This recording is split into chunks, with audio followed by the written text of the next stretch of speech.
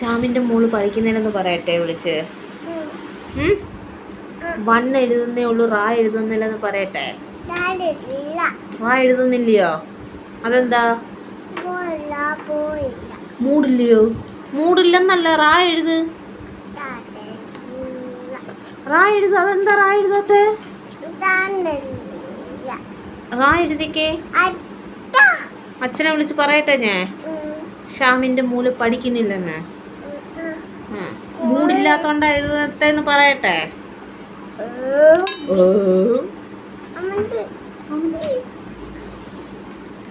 അടി തരട്ടെ?